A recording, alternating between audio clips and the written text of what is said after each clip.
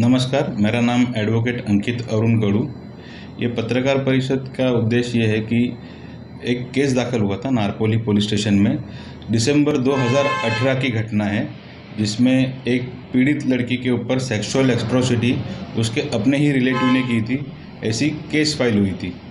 तो उस विषय में एफआईआर लॉन्च की गई। इनिशियली कलम कोई और थे, 354 के कलम थे। जब लड़की की सप्लीमेंट्री स्टेटमेंट ली गई तो उसमें आईजीएम हॉस्पिटल में जब उसका परीक्षण हुआ तो उसके ऊपर 376 आईपीसी, फिर उसके बाद पोक्सो के 4, 8, 12 और 354 ऑफ आईपीसी, ये कलम के तहत उसके ऊपर गुना दाखिल किया गया। उसके बाद उसको स्पेशल कोर्ट रहता है पोक्सो के लिए थाना में, वहाँ उसको प्रोड्यूस किया गया। प्रोड्यूस करने के बाद उसका एमसीआर हुआ। एमसीआर होने के बाद जब चार्जशीट आई तब आरोपी का चार्ज फ्रेम किया गया। चार्ज फ्रेम करने के बाद आरोपी की बेल की अर्जी दाखिल की गई थी। बेल की अर्जी 2 बार खारिज हुई। एक बार लड़की के स्टेटमेंट होने के पहले ली, एक बार लड़की की स्टेटमेंट होने के बाद ली। ये पूरे केस में दिक्कत यही आ रही थी कि लड़की थी वर्नैक्युलर, तो उसकी स्टेटमेंट्स वगैरह उसको जब आती थी कोर्ट में तो 1-2 बार तारीख हो चुकी थी। बाद में जब वर्नैक्युलर होने के बाद जब विटनेस को उसके लैंग्वेज में समझाने वाली एक पुलिस कांस्टेबल की व्यवस्था की गई कोर्ट ने, फिर उसके बाद लड़की की स्टेटमेंट हुई। लड़की की स्टेटमेंट में बहुत सी चीज़ें क्लियर हुई केस के बारे में। डिटेल में नहीं बोल सकता क्योंकि बारिंग है इसके बारे में। तो लड़की के स्टेटमेंट में बहुत सी चीज़ें क्लियर हुई। फिर जो आई विटनेस थी उसकी स्टेटमेंट हुई।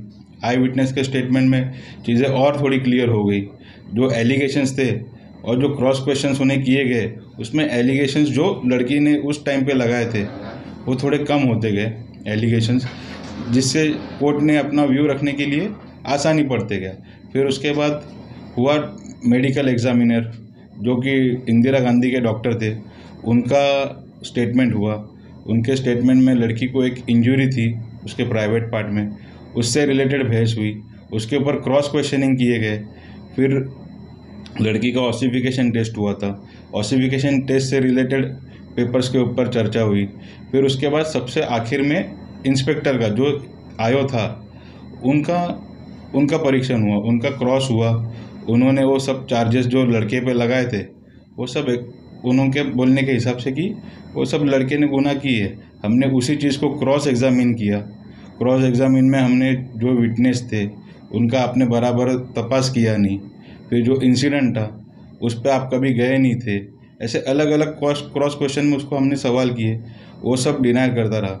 जब फाइनल आर्ग्यूमेंट हुआ 313 के लिए, जब मैटर गया 313 मतलब आरोपी का फाइनल स्टेटमेंट रहता है, जिसमें आरोपी को लगे हुए चार्जेस कोर्ट आरोपी को पढ़ के बता दिए।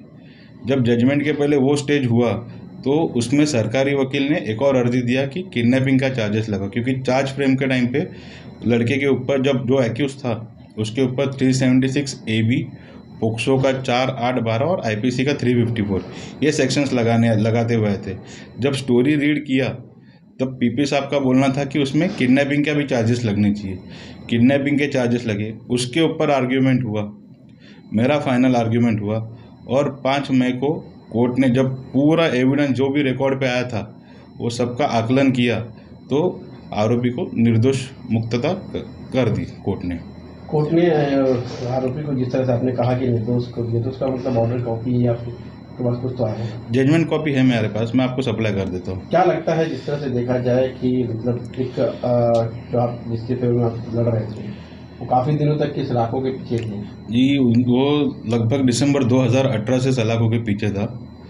केस चलने पे उसके हमने 2 बार बेल की अर्जी भी की। एक बार जब विक्टिम की जो मेन विक्टिम थी उसके स्टेटमेंट हुई, उसके बाद भी हमने उसकी अर्जी की तो लेकिन मैडम ने उसे खारिज कर दिया, क्योंकि पोक्सो में प्रिजम्पशन का एक क्लॉज रहता है, ठीक है ना। तो उस प्रिजम्पशन के क्लॉज के ऊपर मैडम ने उसकी बेल भी खारिज कर चुके थे।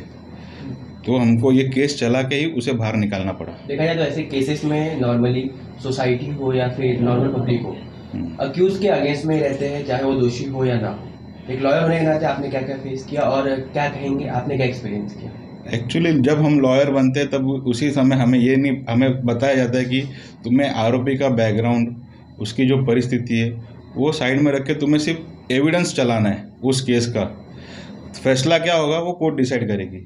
जो हमारे सामने एविडेंस है उस बेसिस पे हम केस चलाते हैं। ये केस भी पूरा एविडेंस के बेसिस पे चला, स्टेटमेंट के बेसिस पे चला और फिर कोर्ट ने उसको निर्दोष मुक्तता कर दी है। आरोपी कितने दिनों तक की जेल में था? आरोपी कितने दिनों तक की जेल में था? जो भी मतलब दिसंबर 2018 से लेके 5 मई 2022 तक आरोपी जेल में था। क्या संदेश देना चाहेंगे इस तरह की, जिस तरह के देखा जाए तो पोक्सो के मैटर, हाँ, लोग डरते हैं काफ़ी। जी, पोक्सो का ऐसा बोलूँगा, ये कायदा 2012 में बना था जब निर्भया का कांड हुआ था। तो निर्भया के केस के बाद इस स्पेशल एक्ट को बनाया गया था ताकि स्पीडी ट्रायल्स चल सके और कड़ी से कड़ी सज़ा मिल सके जो इसके दोषी है। लेकिन बहुत सी चीज़ें हमारे लॉ में देखा जाए कि लड़की की उम्र कम रहती है, भले उनका कंसेंशुअल रिलेशनशिप हुआ हो आपस में, लेकिन उम्र कम होने के कारण उनके ऊपर 376 की धाराएं लगाई जाती है जो अपने प्रोविज़न में दिया हुआ है वो हिसाब से।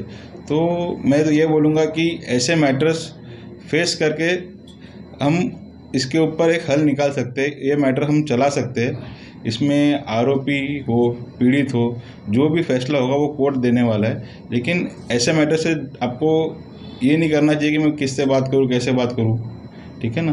जो कंसेंशुअल केसेस होते हैं उसमें भी बेल होती है, जो नॉन कंसेंशुअल रहा तो उसमें कोर्ट अपने हिसाब से डिसाइड करती है। पोक्सो के मैटर में देखा जाए तो आपको भिवंडी शहर में स्पेशलिस्ट माना जाता है, तो क्या मतलब क्या इसके बारे में थोड़ी जानकारी दीजिए।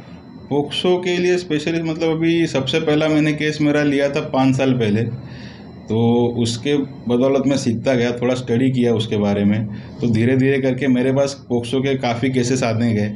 हमारे जो सीनियर है अय्यर साहब, उनकी भी हमें बहुत सी गाइडलाइंस मिली इस केसेस के बारे में। उन्होंने मुझे बहुत सा गाइड किया, अय्यर साहब ने, भिवंडी के टॉप के वकील है क्रिमिनल के NV अय्यर साहब, उनकी मदद से और मेरी स्टडी से मैंने पोक्सो के मैटर्स लेना शुरू कर दिया। आज अच्छे खासे मैटर हम चला लेते कोर्ट में।